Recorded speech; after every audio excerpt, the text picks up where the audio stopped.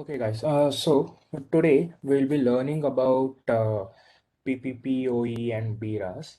So it's basically an client server architecture for ISPs. So so I think most of you would have broadband connection, right? How many of you have logged into your router and check what type of connection that your ISP is providing? Has anyone at least logged into your Wi-Fi router or Wi-Fi access point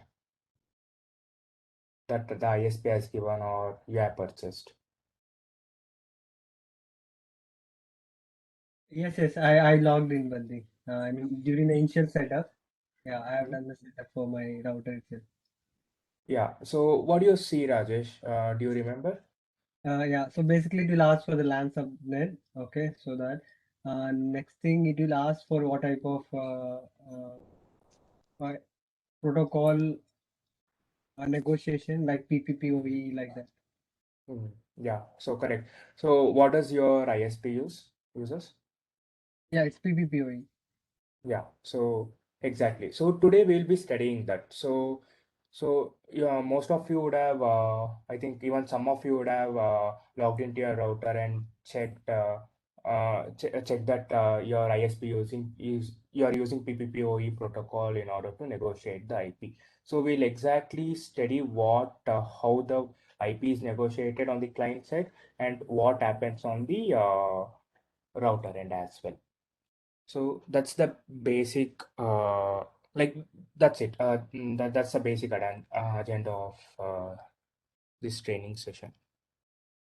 Okay, let me share the PPT.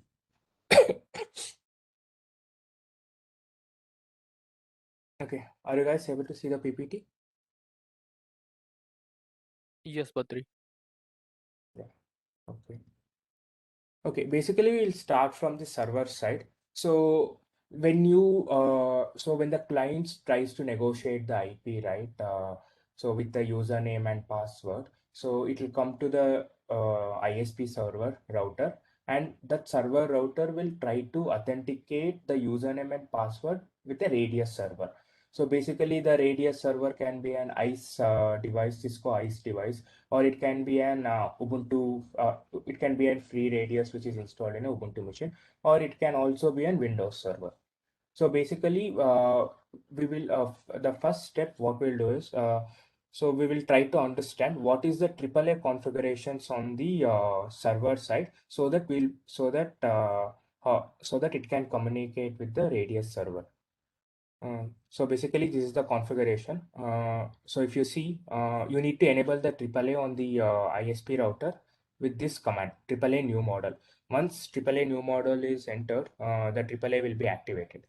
So then the next step is you need to give AAA authentication, PPP, default, group test.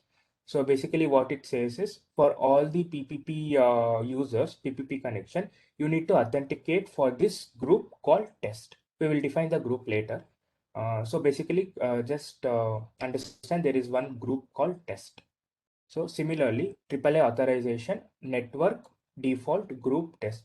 What this is used to accept the policies that are pushed by the radius.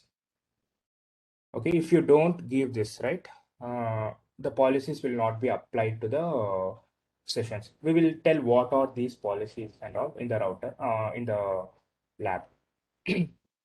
So basically this AAA authorization network, this network means it's all the IP services.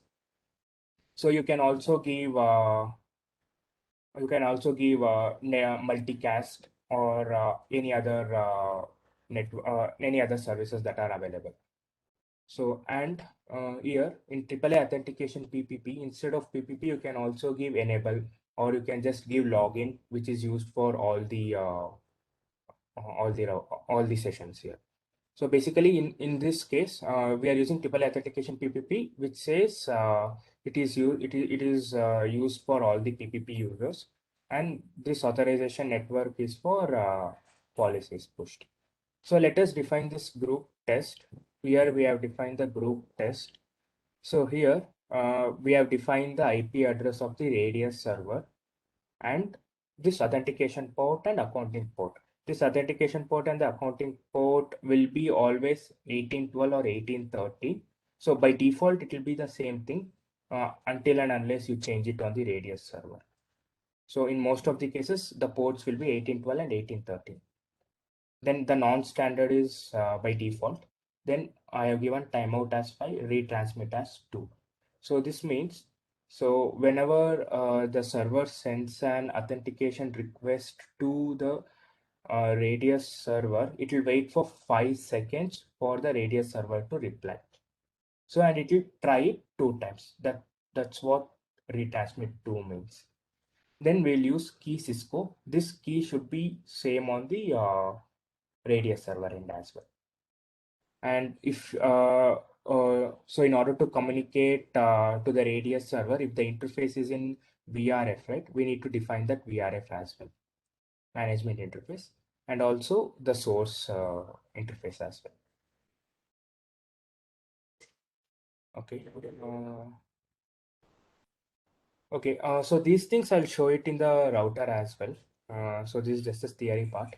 And then next comes how to install the Radius server in Ubuntu. So basically what we have done is in the Calo setup, you can just request for an UCS server and you can just install an Ubuntu VM on it. And you can just install the free Radius. Or else if you have CFME, you can directly install on CFME as well. So once the Ubuntu, if you once you have got the Ubuntu server, right, you can install the free radius with this command apt get install free radius. So the first command apt get update, it will just update the Ubuntu version to the latest one, and the next apt get install free radius will install the free radius. Once this is installed, right, this free radius will be installed in this directory /etc/free radius /3.0. Okay, so I'll just show you what is this clients.config and how to start and stop the radius servers here in the real machine. Okay, first let us go to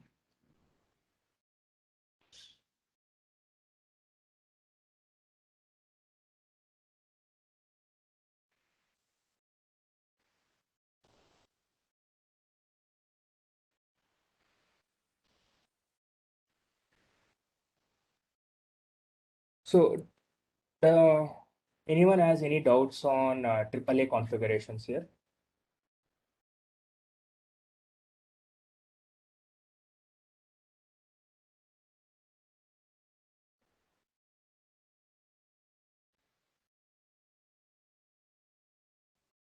Good from my end, Badri. Okay.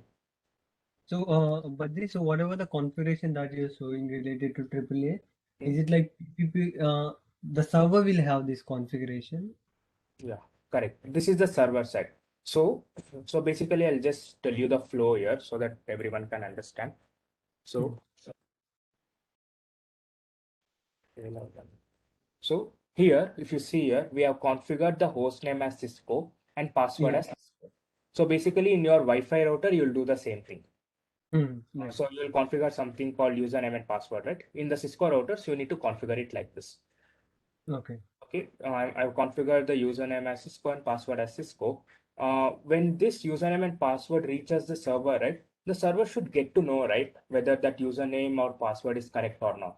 So that's Right. right. It will try to authenticate with the Radius server. So the Radius server will have the database of all the users and usernames and the password.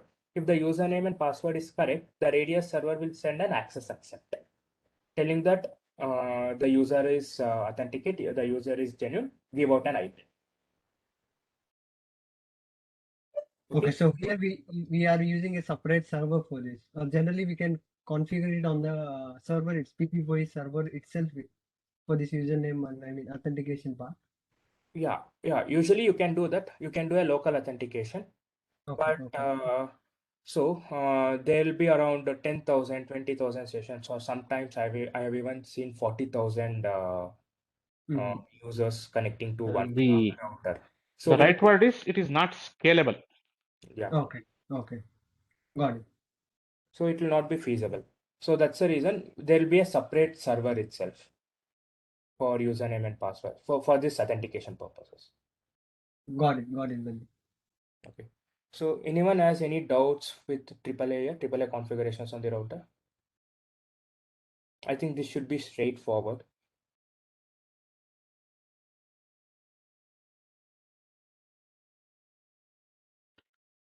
Okay, I'll take that as no. Then let us go to the VMware Radius server. See, couple of things about installing Radius, right? These Linux distributions are different. For example, there are many distributions out there. They use what is called as package manager for installing. How Windows uses Windows installer service, Linux also have this package managers. Okay, so for example, on Ubuntu, you will use apt-get, apt-get. So on Red Hat and CentOS, you will use YUM. And for other, you will have something called DNF. Now, whatever we are showing here is for Ubuntu. Now, if you do get CentOS and Red Hat Enterprise Linux VM installed on your Kalo, CFME, or any other server, you need to be modified. Another thing is the location of the configuration files. These files, there will be no GUI to install this free radius. Also, there is something called Delo radius, database integration, which we can do in order to integrate with a web user interface, which is not shown here. The configuration files also are located in a different directories depending on the Linux distribution. Okay, so whatever here you see, it works step by step in Ubuntu. These instructions need to be modified if you use CentOS or Red Hat Enterprise Linux. Yeah, but you can go on. Okay. So this is the Ubuntu machine where the free radius is already installed. So we'll not be showing how to install free radius and all. So that is time consuming. It's already installed. So as I told you, so it will be the free radius will be installed in this directory /etc free radius /3.0 for Ubuntu machines. So if you use any other machines like CentOS, like Abib said, you need to just check the documentation of that and you need to go to the correct directory. So for now, it should be etc free radius and 3.2. So once you configure that, right?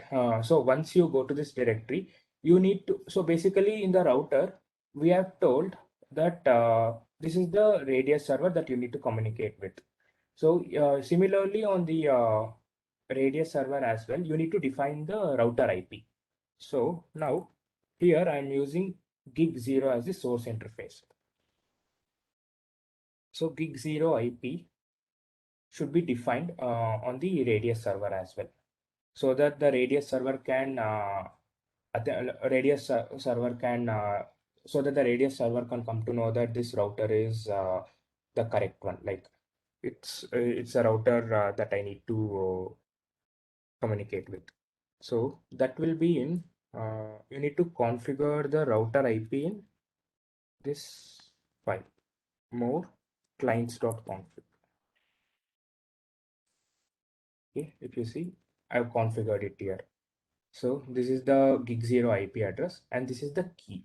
So basically in the AAA configurations, we have given the key called Cisco. This key and this secret variable should match, or else the authentication will not happen.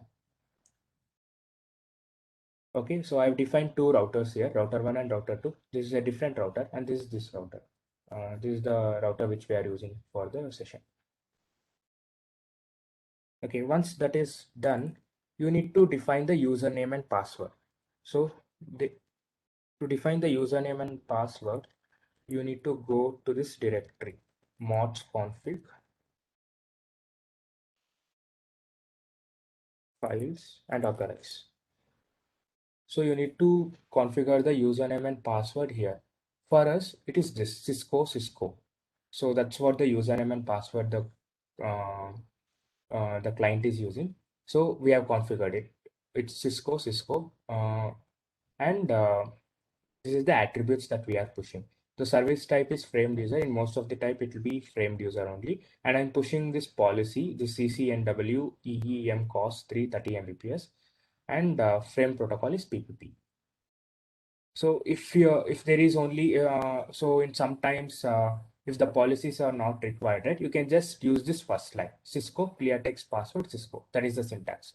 So in case if there is any policies that needs to be pushed, so you need to use this entire thing.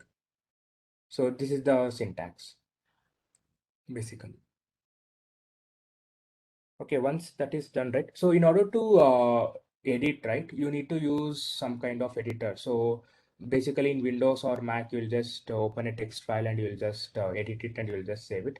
As is VMs, right, and there is no GUI, you cannot open it in your in your laptop and you cannot edit it. So you need to use something called editors. That is called VI editor or nano editors. So basically you can just Google how these VI editors and nano editors work and you can just edit this file. Okay, so in order to start the radius server, there are two commands, free radius -d /etc free radius 3.0 /x. So if you use /-x, so the radius will run in debug mode. So whatever requests that the router is sending, we'll be able to see it. So basically it's just running in debug mode. So if you run it in debug mode, right, the performance of the radius server will decrease. So that is not recommended. So it is recommended to run it in normal mode. So it's just remove -x here. Okay. So if you go through the slides, this is where the clients.config is the way is the where you need to define the router. And this is in this file you need to modify the username and password or add a new username and password. Yeah, that should be it from the radius server end. So any questions on the radius server end regarding the syntax, regarding the files or folders? Badri, what additional configuration we need to put on the server in order to trigger the RAS server authentication? Generally, I mean, as far as I know, so we use generally default IP address pool and then the pool IP, and I mean local authentication happens, right? So that was the configuration I know. So how will this DRAS authentication will trigger? What configuration that we need to put on the Yeah, server? so basically there are two types of authentication. It was Rijul, right? Who was it? Rajesh. Okay, yeah, Rajesh.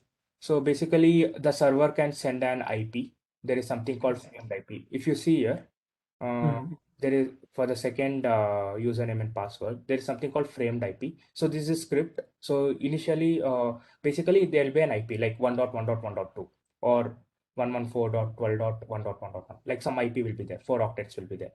So if the if you define the framed IP, right? So Mhm. this framed IP will be assigned to the client, or else you can use pools, which is configured on the server. So that configuration we will show it to you. Okay. So, so if you see here, this pool, in our case, we are not defining the IP address on the server, radius server, but we are using pool. Okay. You use pool. We are giving out the IPs in this range. Okay. Yeah, so sometimes what happens is this pool name will also be pushed by the radius server. Okay, I don't remember the AV pair of that, but sometimes even the pool names will be pushed by the radius server only. So Okay. basically, pool name is pushed by the radius server, and that pool will exist in the router's running config, and router will assign one of the available IP address from that pool, right? Yeah, yes, Sabir. Yeah, Yeah. correct. Okay, so this is the radius part. Any other questions, Rajesh? No, Badri. Okay. Now basically we have set up the radius server and also the AAA configurations are ready. Then how to let us test it. So you can use this command test AAA group test. Can someone tell me what is this test?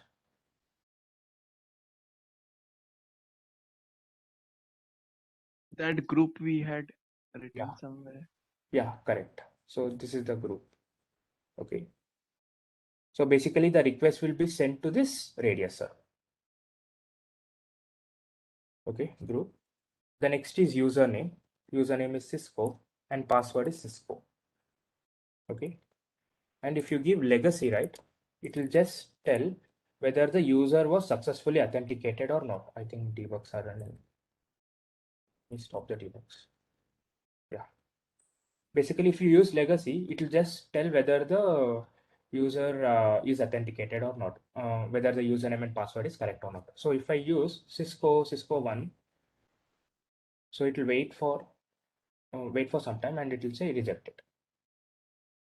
Okay. So if I use Cisco and new code, so this one will also push the policies. It will also show the policies that are being pushed by the radius server. If you see, In other words, it will to print you the attributes, all the attributes that are sent by the radius servers. yeah. So basically, if you see, this is what we have configured: the AV pair IP sub QoS policy out. So this means sub QoS policy out. It means this QoS policy should be applied in the outbound direction. So this is the AV pair that we have got. Okay, this is the policy. This policy will be defined in the server. So Badri is telling AV pair. Do you understand what does AV stand for? It's attribute value pair. Attribute in the, for example, if we take the example of framed IP is an attribute. Whatever the value for that attribute, it can be either an address or a proof. It is the value. So it has to push both in a pair. If it pushes one and if it does not push the value, it will not work. The both has to come in a pair.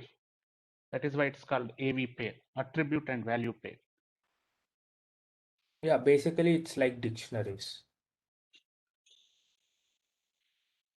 Okay, so this is for Cisco. If you see the AV pairs, yeah, this is the attribute and this is the value.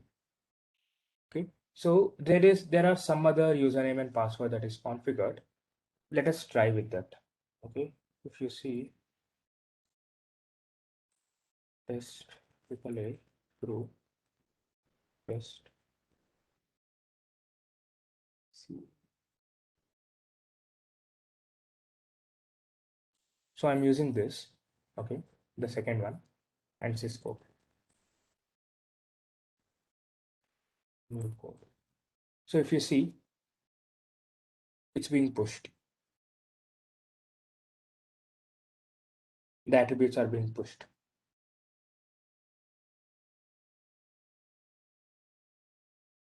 So due to some reason, this framed IP is not being pushed. Yeah, I think the script is not running here. Okay, but it should be pushed actually.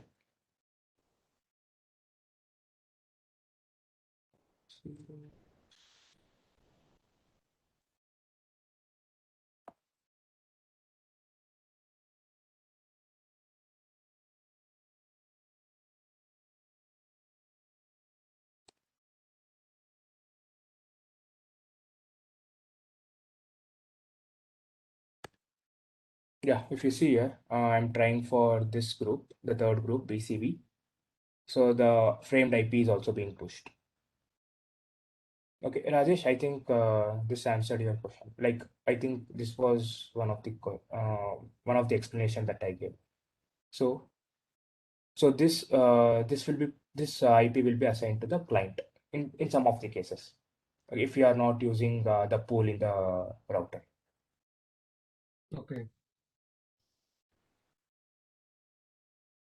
Okay, this is the communication between the radius server and the VRAS.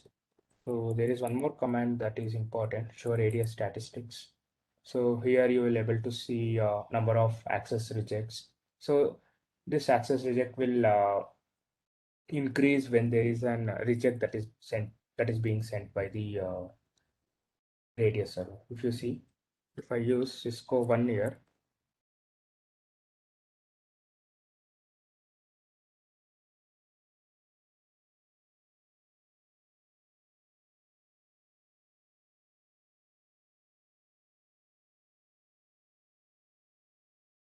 so basically this should be rejected. Okay. Radius server is not responding.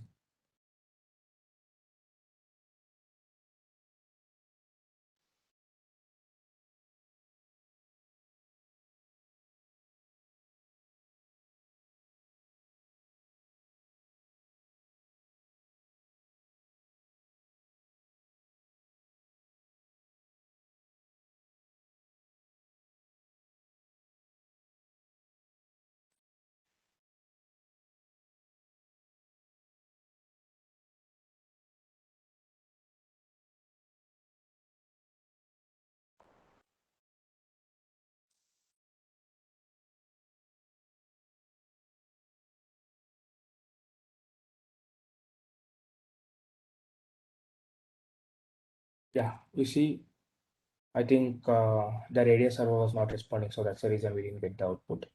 So user rejected. If you see, show radius statistics. So access reject has been count has been increased. So basically, these are all the counters for authentication authorization here. So I think each and every value is self-explainable. Okay, is there any other queries? This should be it from the AAA and the radius server side.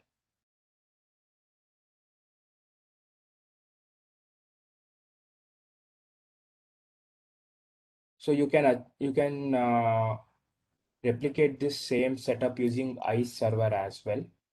There it will be a GUI, but with free radius, right, we'll be able to do much more complex things like redirection and all, which will come in ISG part.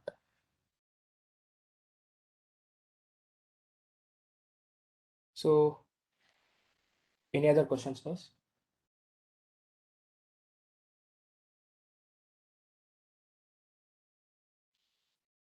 Okay, I have a question. So here, I have given triple authentication PPP default group as test. So for all the PPP users, go to this radius server, which is defined in this group test. So if this radius server is down or if it is not reachable, what will happen? It should fall back to local. Okay, yeah, that's correct. By default, it will fall back to the local, or else you can also, so basically ISP will have redundant radius servers. So we can configure AAA authentication PPP default group 1 here, first group, and you can define the second group as well here, like test and test 2, or group 1 and group 2. You need to define this group 2 similarly as we have done here.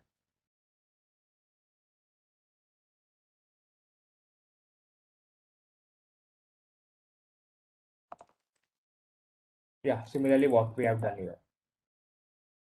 So you need to define a separate group and you need to define the IP address of that radius server. So basically it will be like this: AAA authentication PPP default group 1, group 2, and if group 1 fails, even group 2 fails, go to local authentication, local database. This local database should be configured in the router. So this should be something like this. So this is the local database, username and password. But even if we don't specify local, it still does fall back, right? Yes, yeah. Okay.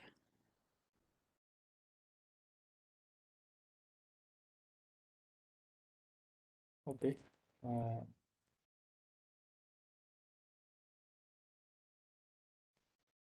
Yeah, okay. Any other questions, guys?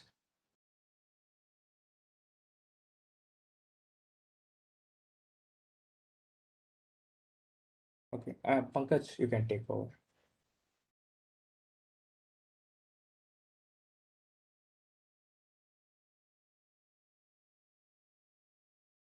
Yeah, thanks, Buddy.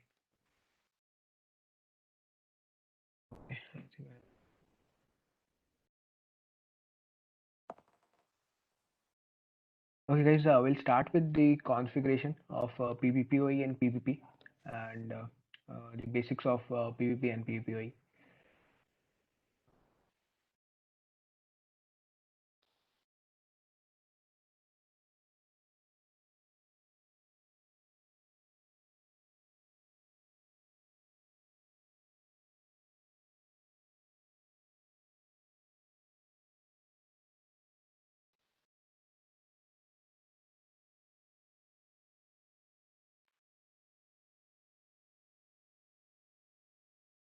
Yeah.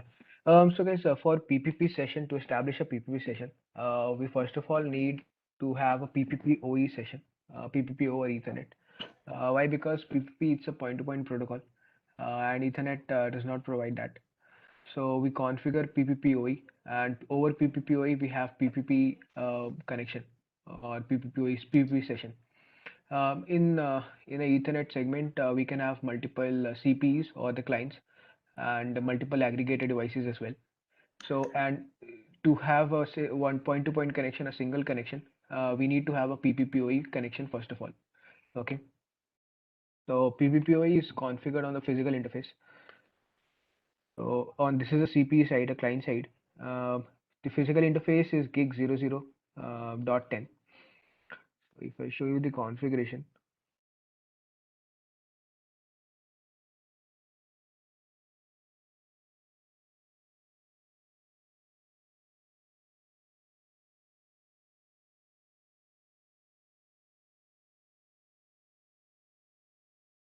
so we have PPPoE enable.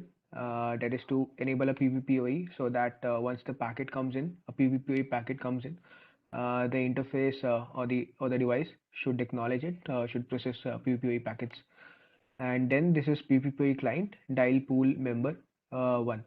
So this is to be so a dial pool will be configured or a dialer group will be configured on the dialer interface to map so that we can map a dialer interface to the physical interface.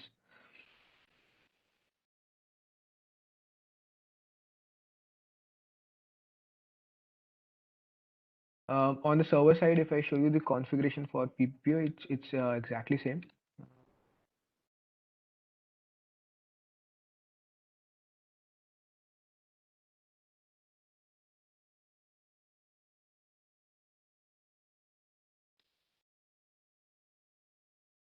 So here what we configure is PPPoE enable with the group test. So this group test is actually a BBBA group. I'll tell you what about BBBA and all. Okay, let's jump back to the CPE side. I'll show you the configuration for the dialer. So on dialer we have address negotiated and encapsulation we need to give PPP. By default it's SDLC, so we need to define or mention it's a PPP, encapsulation as PPP. Then we are defining as a dialer pool 1 so that we can so with this command and this command, so we are actually mapping dialer 1 with the physical interface here. Then this is we are configuring a username and a password, and the authentication protocol is CHAP. So we have two authentication types, one is PAP and CHAP. So here we have configured CHAP. On the other side, on the server side, we have a virtual template which we configure. So the configuration for virtual template is template 1. Yeah, so here we just give a IP address 111, but generally you will see a configuration as IP and number loopback. A loopback will be configured, and virtual template will be taking an IP from the loopback. It's taking a loopback IP. Then we have a pool configured. This is a pool configured for assigning IP to the clients, and PPP authentication, which is CHAP. So if any authentication request comes with a PAP, with the PAP, that will be neglected. That will be rejected actually. So you see here the virtual template interface status is down. It is expected to see down only. The virtual access will be in up state. Okay. So we actually create BBA group. BBA means broadband aggregation group. Because we don't have privilege to apply the VTI, the virtual terminal interface, directly on the physical interface. That's why we need to configure a BBA group. So once we configure a BBA group, then we bind that with a VTI, bind that BBA group to a VTI interface. And as soon as we bind BBA group with VTI, a new virtual interface is created that is called as virtual access. So virtual access will be created on both sides, on the client as well as the server. From the virtual access interface, the means whatever we apply, all the policies, whatever configuration is applied for a specific user is per virtual access, not a virtual template. Okay, so virtual access is some interface which is dynamically created once a session is brought up.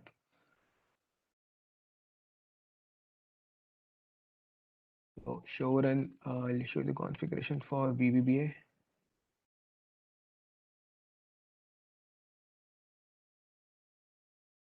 So this is the BBA group. Under a BBA group, we map a virtual template, and this BBA group PPPoE test we actually map with the physical interface here. This is the physical interface here, group test. Okay, don't get confused with the radius group.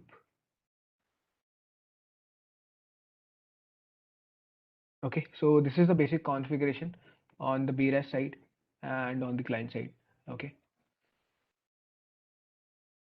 Any doubts in the configuration part?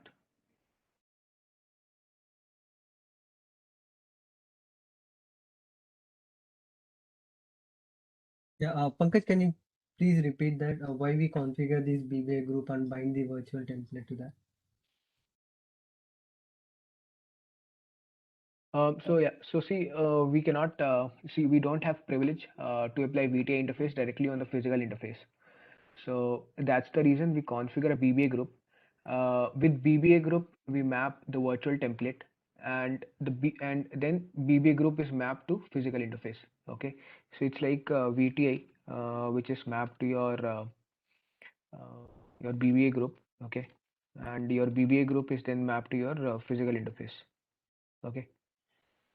Okay. Got it. So because since there is no such command or anything that we can directly map a VTI to the physical interface, that's why. So here you see on the client side we have a dialer interface, right? And how we are mapping dialer here. So we configure a dialer pool 1 here. How we are mapping dialer, so this number should be same, okay, 1 and 1. So pool client PPY client dial pool number 1.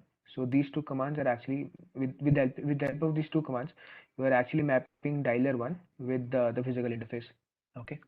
But VTI, for VTI mapping VTI to a physical interface, there is no such command. So that's why we configure a BBA group. And under a BBA group, we map the VTIs. Okay. Okay.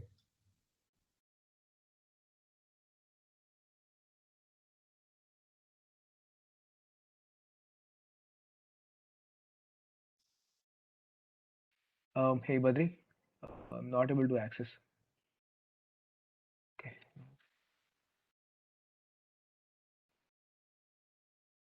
Okay. I'll explain you the flow, how this flow works, and theory based on debugs. Okay.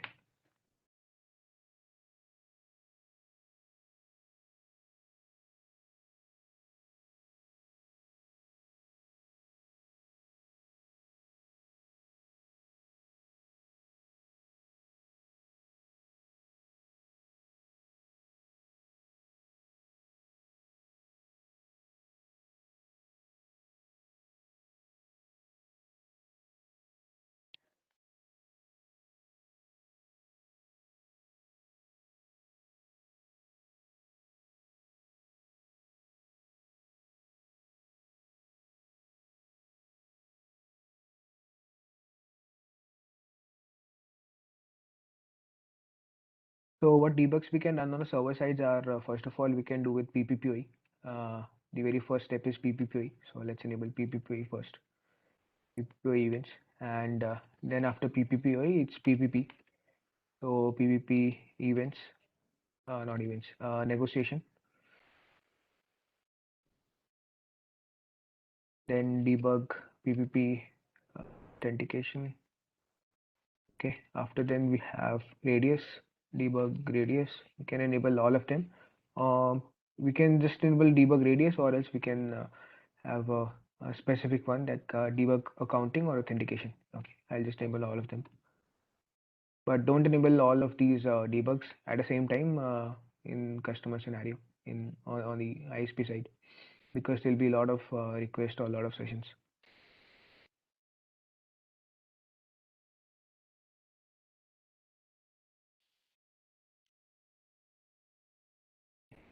This side we can do debug again PPPoE events and debug PPP negotiations, debug PPP authentication.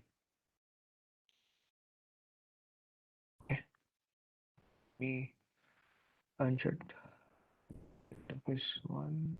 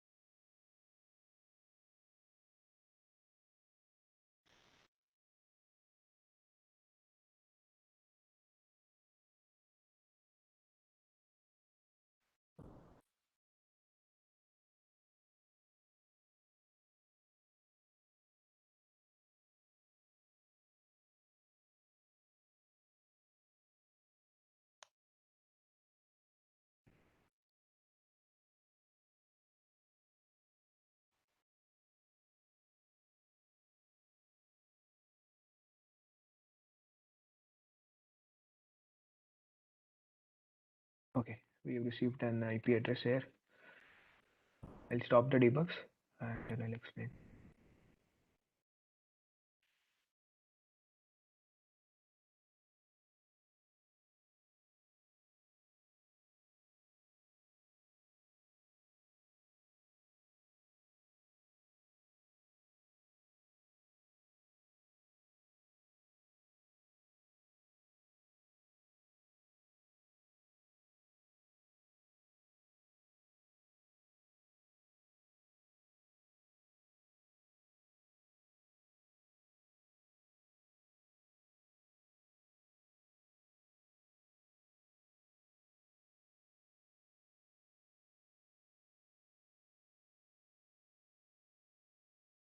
Okay, so it moves a lot. So first of all, very first packet will be a pad-i packet. So we are in the first of all, we are in the stage of PPPoE establishment. We are a PPPoE session established. So very first packet is pad-i, which is sent. So pad-i would be sent from the interface, and it would be a broadcast packet. In the inbound direction, you can see this is I means the inbound. In the inbound direction, we are receiving a PADO offer from the server side. It will be a unicast packet. After then, it will be a PADR. Yeah, outbound direction. We have a PADR request coming, like request going out with from the client side, and then the PADS session establishment, inbound PADS with the session establishment. Okay. So once your PPPoE session comes up, your virtual access will be bounded to a dialer interface. Your virtual access will be bounded to dialer interface, and then it will be in the upstate virtual access. Virtual access 2. Okay, it will not be a sub interface. You will see sub interface as 2.1 or 2.2. that would be for a client, per client. Okay. So virtual access, if it's a virtual template 1, it will always be a virtual access 2, increment with a 1 number. After then we are in a PPP phase. So we are sending here we are sending. So PPP state, in PPP the first stage is LCP. In LCP state, we are sending outbound configuration with MTU value or MRU with 1492, size 1492. 8 bytes will be, why it's 1492, because 8 bytes will be for PPPoE header. That's why it's 1492. And a magic number. Magic number is used for your to avoid any loops. Both sides, both server and the client, will going to generate a magic number. Inbound request, conf request. So inbound conf request will again have MTU value. So these parameters, MRU, magic number, multi-link, all these few parameters will be negotiated at LCP state. So if these parameters are same on both the sides, then it will going to send outbound conf-ACK. Otherwise, let's say for example, if on the client side we have PAP authentication and on the client side, on the server side we have JAP authentication, the server will going to send a conf-NAC, config negative acknowledgement, and it will also tell that use JAP authentication instead of PAP. This is event here. This is inbound configuration acknowledgement. Okay, your LCP state is in open state now. Since all the parameters are smashed on both the sides, it has negotiated. So so the LCP state is in the open state, and it will move to authentication part.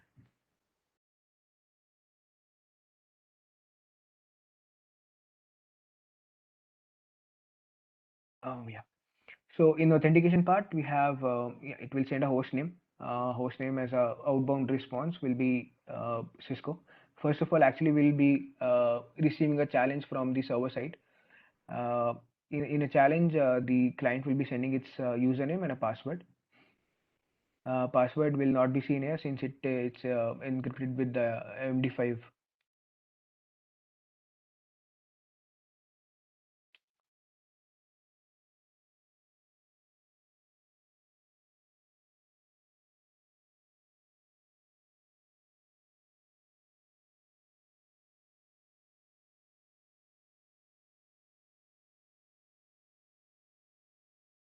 Yeah. So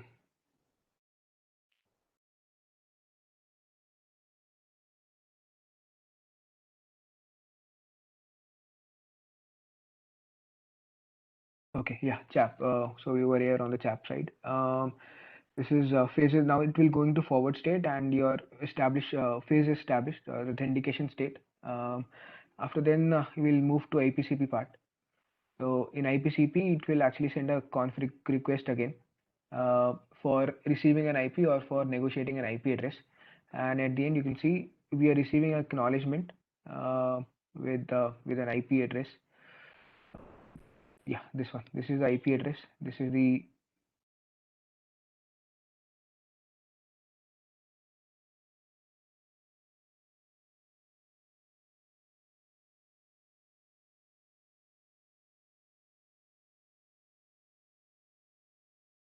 yeah. So at the end, you'll see the IP address will be negotiated as 11.1.10 from the ISP side.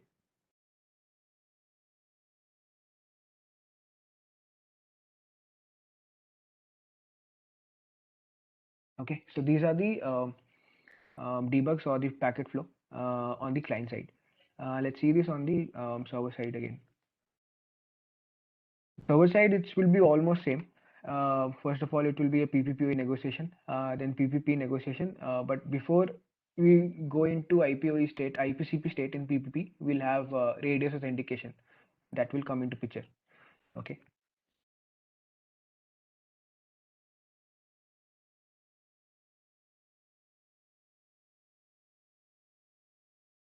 So you can see first of all again, it's an inbound PAD-I, and that client is sending. It will be a broadcast packet. After then, all your PAD-O, PAD-R, and PAD-S will be unicast. It's triple unique ID and all. It's just allocating some memory for a for AAA authentication or a user. Then your again PPP session. PPP session is getting established here. After PPP, you will see a send access request. Okay, send access request here.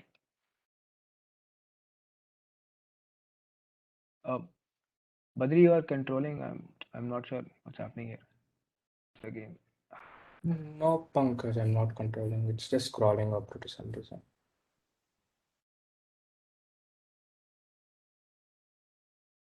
Okay.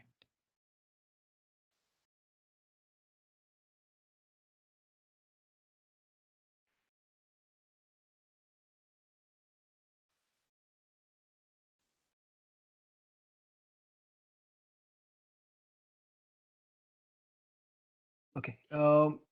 In the access request, the router will be going to send an access request to the server with the username and encrypted password, and will receive a access request, access accept from the server, from the radius server, or access reject. Okay. With access request, with access accept, we'll also receive some AV pairs. Like for example, you can see this is a QS policy we are getting. This QS policy will actually be configured per user, not for all the subscribers. It will be per subscriber. Okay. After then, it's again IPCP part, and one of our IP address from a pool is getting assigned. After authentication part, after authentication is successful, we are seeing the address is getting configured, or address is getting assigned to the subscriber. Okay. So let's see some verification. Let's do some verification with the commands. The very first stage is show PPP, show PPPoE. You can do show PPPoE session. So this command will going to tell you the SID, the remote MAC and the local MAC, the port number, and the interface, as well as your virtual access interface.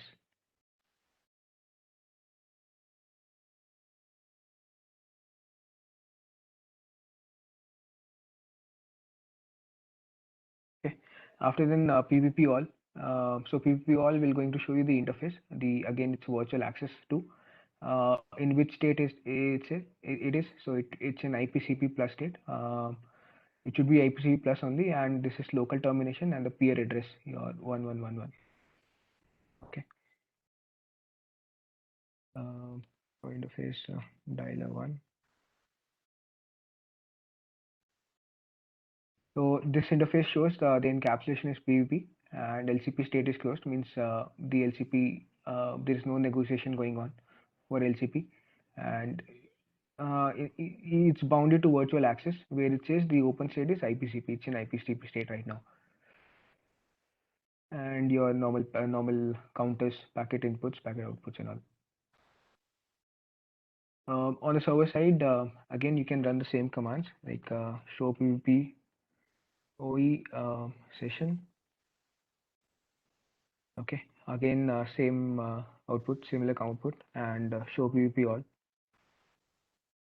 This will again showing it says in IPCP plus state. Okay, stage will be locally terminated here. In case of your VPDN or L2TP, you will see here as forwarded instead of local termination, and the peer IP address, the IP address that has been assigned. So, subscriber.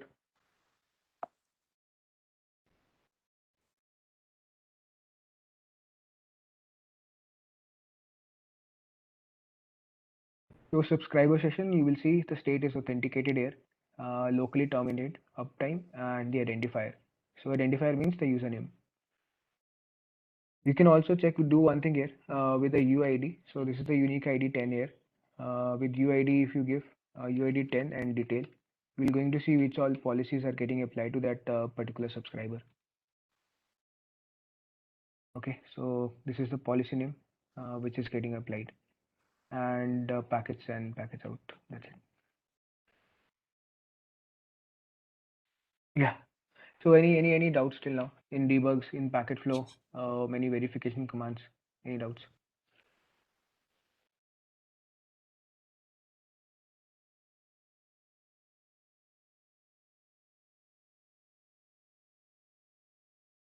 Pankaj, can we check like whether we are sending some cost policy, right? QS policy, whether traffic is crossing the limit like that. I mean, is there any drops in that for a particular PPV session?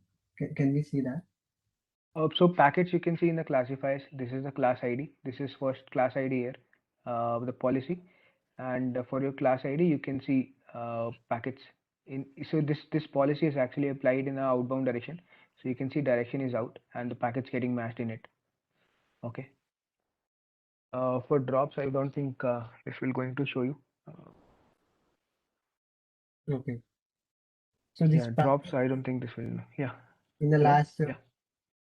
in the last 5 minutes, these are the packets that has been transmitted or matched. Yeah. Okay.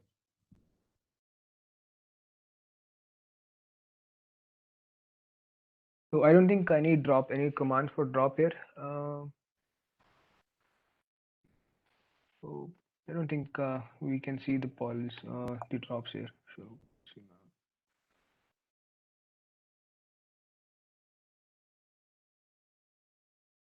now. Try virtual access, Pankaj. Virtual access 2.1. Yeah. Virtual access to right. 2.1.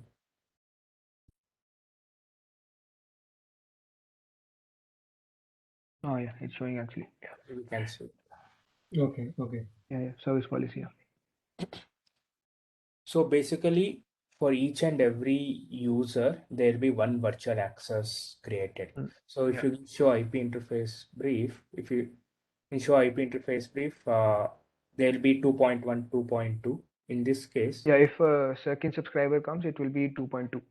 2.2. If it's matching on the same virtual template, on virtual template one. There could be multiple virtual templates also, but not to a particular VBA group. With one VBA group, you can have only one virtual template configure or one virtual template mapped.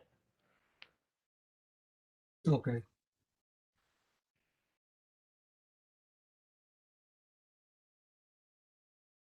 Okay, so you explain the stages between the client and server, right? So what will be the stages that we'll see between the server and the DRAS? Between the server and BRAS. I mean the radius server, between your PPPoE server and the radius. Oh, so there is not much stages between it. So as I said, in authentication part, right, when a PPP session is getting established, so first stage is your LCP state. Once that is successful, it comes to authentication part.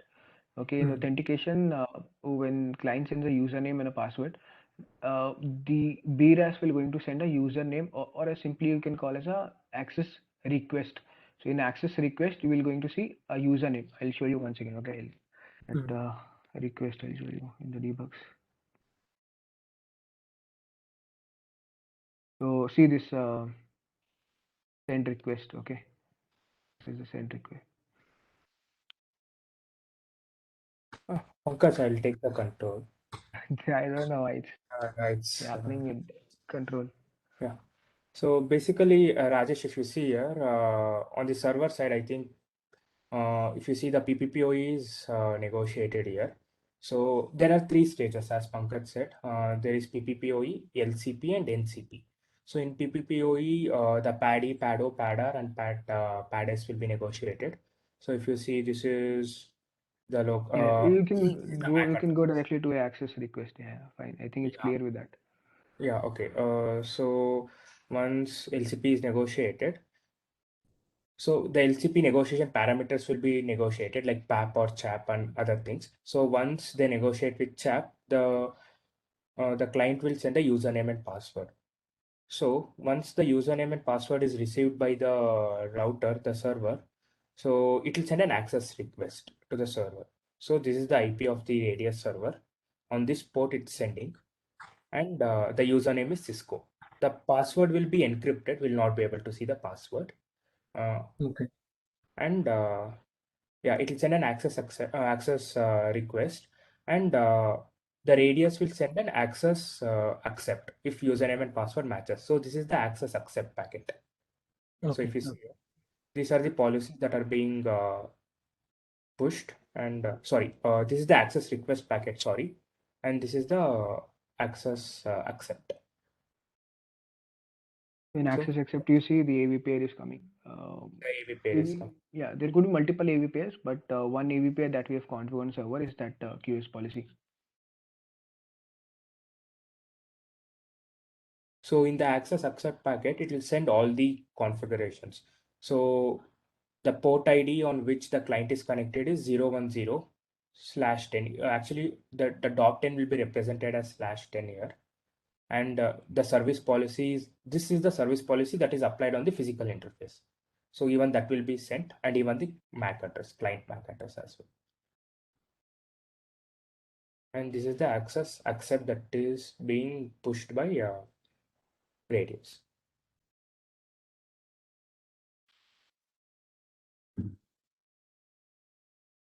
I see that Cisco, the policy name is different in the accept packet and the access request. No, Access actually, request. so let me show Yeah, this. show that configuration for the physical interface. Yeah. So Come in. zero. So Rajesh, it's sending the physical interface policy which is applied on the physical interface. Yeah. Yeah, this is the physical Okay. interface that is applied. So that is Oh, got it. Got it. So this is the policy that is pushed for that user. So you saw Mhm. that, right, in virtual access 2.1. Yes. See, Rajesh, on Radius server, there are multiple things we can do. Not just means it's not just we can push AV pairs from the Radius server using a username and a password. We can also use this NAS port ID like 010/10. We can use that as well.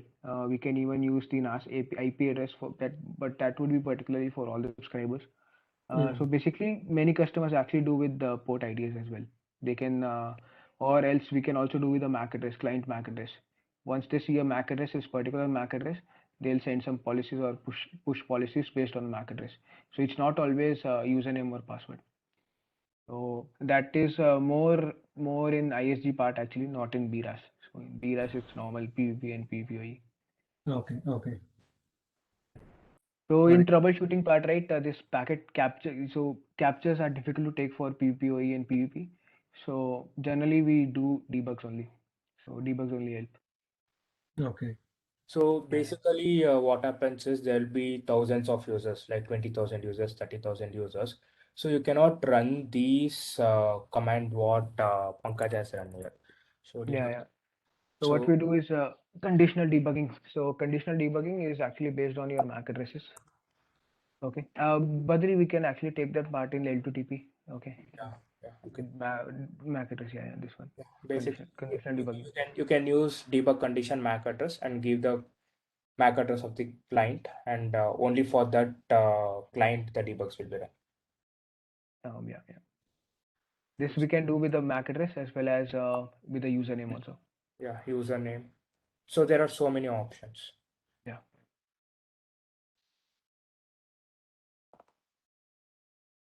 See, theory part I've not covered much in depth because we believe you guys have already prepared or already studied the pre-shared documents and the training links.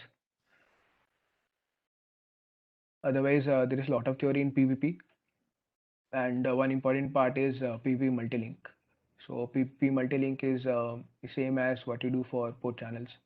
So it's aggregating the PVP channels or serial interfaces, or you can say uh, uh, PVP encapsulated interfaces.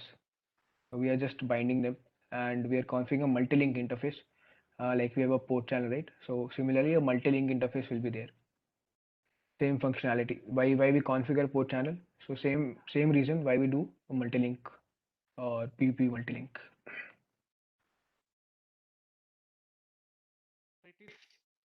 It has to be supported by ISP, right? If we decide we cannot do it. Yeah, obviously, yeah.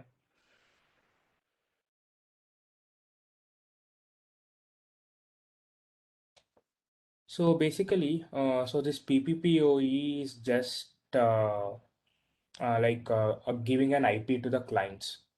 So if there is DHCP will also do the same thing, right? So why are still ISPs are using the same old technologies? Did anyone think about it? Yeah, just so answer is actually in stages. What are the PVP stages? You will understand. Yeah, can anyone attempt it? So we can give the IP address using DHCP only. But why are, so this PPP is a legacy protocol. Why are they using it?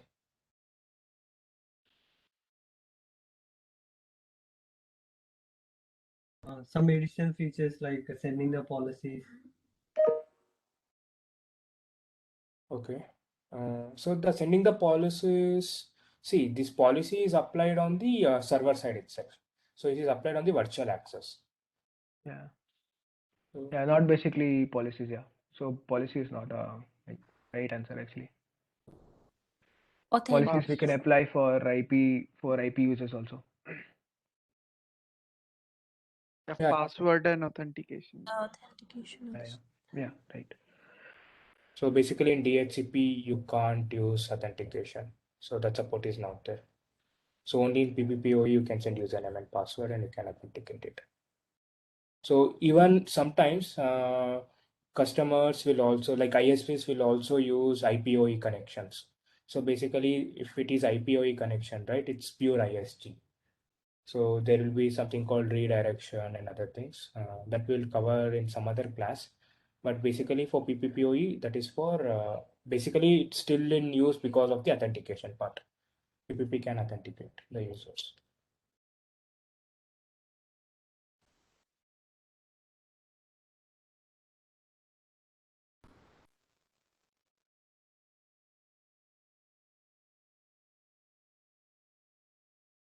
Guys, any other questions?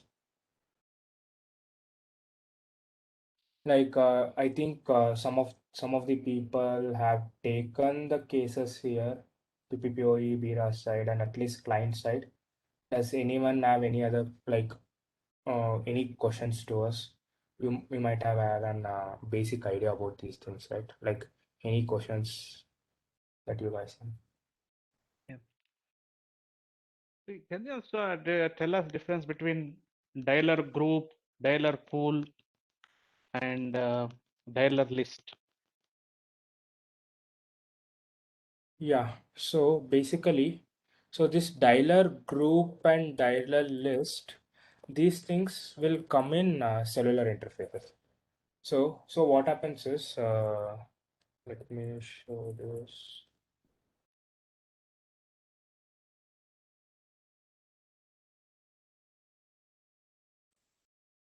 Okay, in this case, we are just using dialer pool number. This dialer pool number, this is used in order to bind this physical interface to the dialer interface.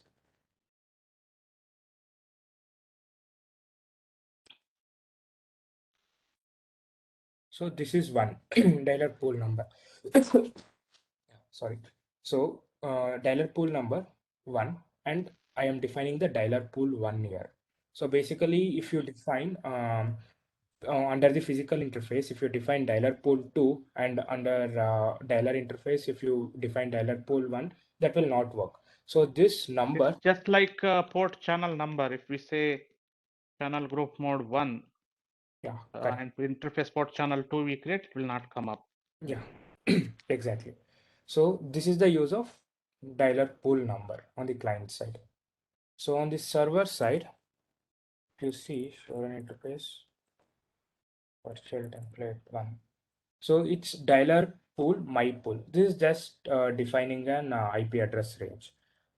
So IP local pool, if you see my pool, so it will give the beginning and the ending address and number of IPs that are free and number of IP that are in use. So it is basically like DHCP command. So for an include my pool, the configuration is just this: IP local pool, my pool, the starting IP and the ending IP. The range, you can give the range here. So this is for dialer pool number and this IP address pool. So basically for group and all, right, Abhi. So so that group will be seen in cellular interfaces, cellular connections. So what we'll do is, so we'll map and dialer list to dialer group, and we will assign an IP. We'll give an IP range, or we will define an access list in the dialer list. So basically, what that will say is, so when you assign that dialer group or dialer list to the under the interface, right, only those IPs will be allowed. So it's basically an access list. So if you deny it, right, under the cellular interface, if you add a dialer list, permit IP any, all the IPs will be allowed.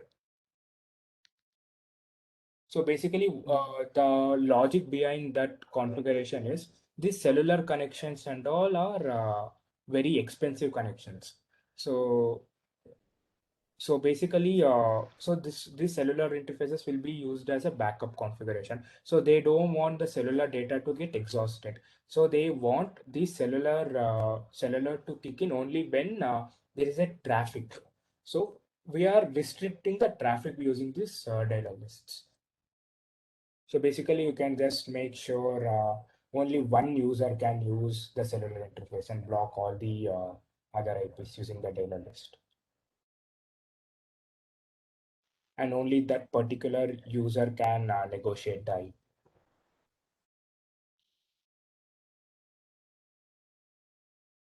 It means like dialer list is similar to access list, dialer group is similar to access group, right? Data list, no. So actually what happens is, I'll just show you here. So if I see dialer list one protocol IP. So there is permit. If I give permit, all the IPs will be permitted. Okay.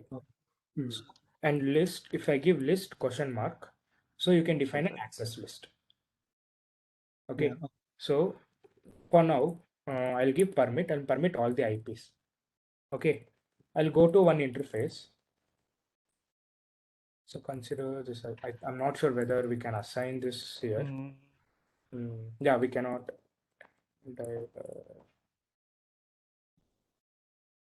Yeah, actually we cannot assign it.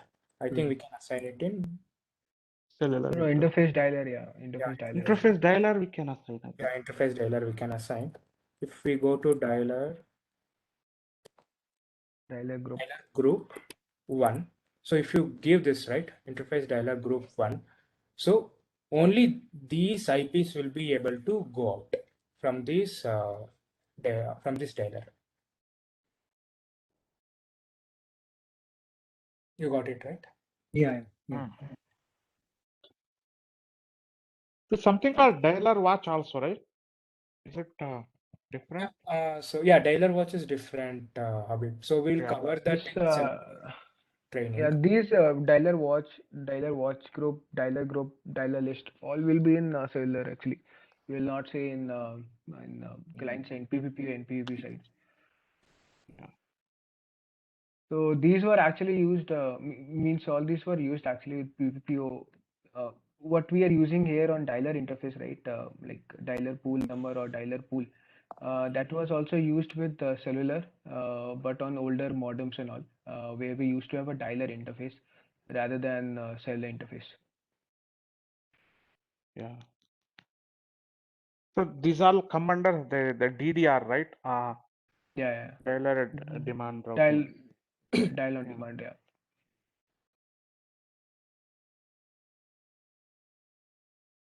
Yeah. So There's a basically, configuration guide from Cisco as well for dial technology configuration guide. So we'll find these details in that.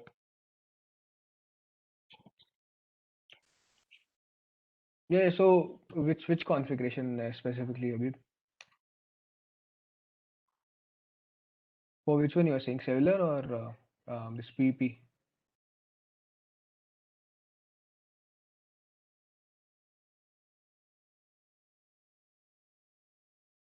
Hello.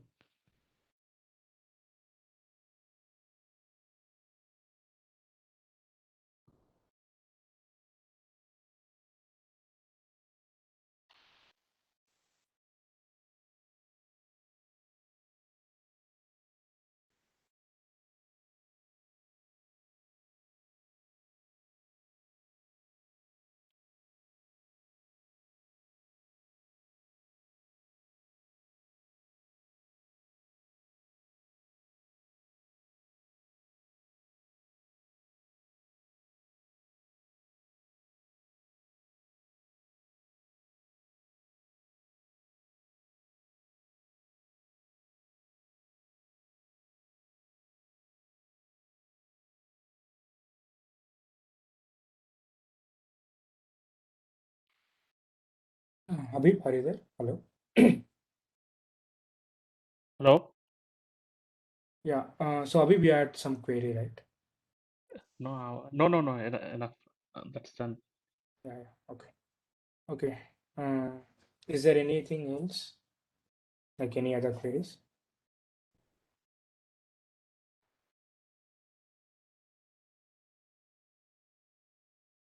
Yeah, nothing from my side, Badri. Okay. Yeah, so regarding cases, right, on the client side, you will see cases where you will see the IP address is not getting negotiated or not getting assigned, simply like this, okay, or else maybe some configuration part or some configuration command is not working like that. Most likely, like troubleshooting part will be mostly on IP not getting assigned or not getting negotiated. On the server side, you will see the same part, like many users, like multiple users are getting disconnected or not getting IP, or IPs are not getting assigned to them. Second is we can see high CPU issues. Yeah, these are the two general issues that you see on the server side.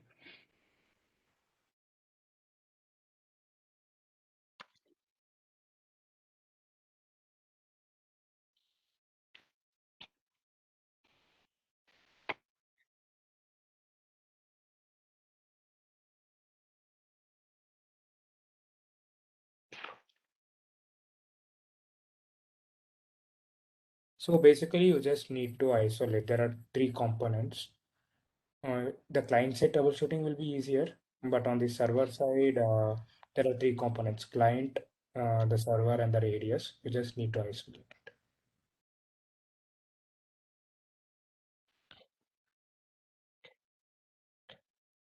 Yeah. So if no doubts further, then I think we Yeah, can end. you can call it.